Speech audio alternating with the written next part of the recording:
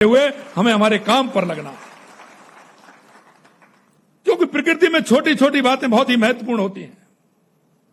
हम देखते हैं हमारी नदियां,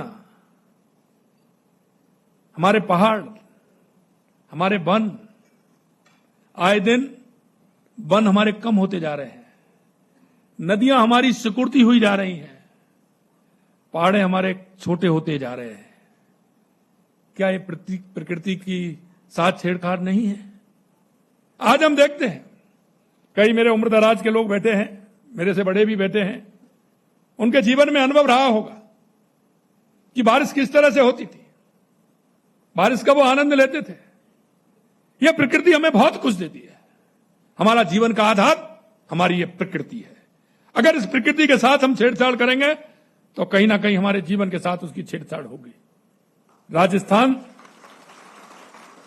राजस्थान ये वो धरती है, आपने देखा है, मां अमृता देवी ने वृक्षों के लिए अपने आप को और अपनी बेटियों सहित अपने आप को समाप्त कर दिया, लेकिन पर्यावरण की रक्षा के लिए उन्होंने अपने आप को शहीद कर दिया। ये राजस्थान की प्रकृति है। इसलिए मैं कहना चाहता हूं, और ये छोटी छोटी बातें होती हैं, हम घर के अंदर देखते हैं, घर से बाहर निकलते हैं तो भी देखते हैं, लेकिन मन में यह भाव भी पैदा होता है कि मुझे नहीं करना चाहिए, लेकिन उसके बावजूद भी हम करते हैं। यह प्रकृति के साथ धोखा होता है। आपके मन के अंदर यह भाव आ गया कि मैं प्रकृति के साथ किस तरह से कहूं, वृक्षों के साथ मेरा भाव कैसा होना चाहिए। अरे हमारी संस्कृति में तो वृक्षों को पूजा जाता है, नदियों को पूजा जाता है। पहली बारिश जब आती है, बारिश के मौसम में उसको हाथ जोड़ करके नमन करते हैं, उसको पूजा जाता है, पहाड़ों को पूजा जाता है। इसलिए मित्रों, हम सभी का दायित्व तो बनता है कि हम प्रकृति के संरक्षण में हम सबका योगदान हो। हम सबकी क्या सहभागिता है? कभी कभी हम आइडिया लगाते हैं क्या, हम गाड़ी चलाते हैं, प्रदूषण करते हैं, तो कभी मन में यह भाव आता है क्या कि मैं इस प्रकृति के अंदर कितना प्रदूषण करता हूं, लेकिन उस प्रदूषण को कम करने के लिए मेरे जीवन में मैंने कितने वृक्ष लगाए, ये कभी हम सोचते हैं क्या? जिस खाट पर आप सोते हैं वो खाट किसकी बनी हुई है?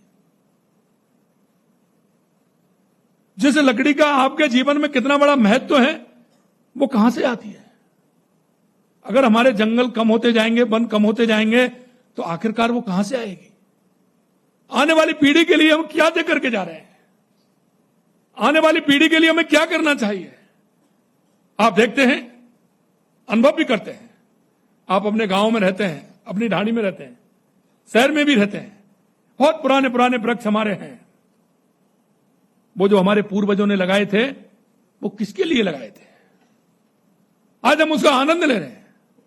वो हमारे लिए लगाए थे। हम आगे आने वाली पीढ़ी को हम क्या दे करके जा रहे हैं? क्या ये मन में हमारे में कभी भाव नहीं आता? यही भाव आना चाहिए। हमको हमारे बुजुर्गों ने दिया है, हम आने वाली पीढ़ी को हम क्या दे करके जाएं। ये अगर हमारे मन के अंदर भाव होगा तो निश्चित रूप से हमारा पर्यावरण भी ठीक रहेगा और वन क्षेत्र में हम काम भी कर सकेंगे। और क्योंकि ये सब कुछ हमें प्रकृति देती है, हमारा वन देता है। आपने पढ़ा होगा, खाने को हमें देता सब कुछ।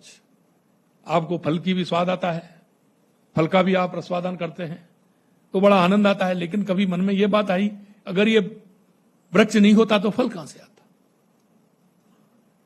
आप फूलों का बड़ा आनंद लेते हैं, सुगंध लेते हैं, कई तरह के तो इत्र लगाते हैं, तो उसमें ही आनंद आता है।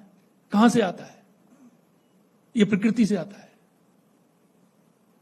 तो हमें प्रकृति क्या देती है, उस प्रकृति के संरक्षण के लिए हमें क्या करना है? मैं धन्यवाद देना चाहता हूं हमारे वन मित्रों को। मैं धन्यवाद देना चाहता हूं जो आज उनको हमने सम्मानित किया है।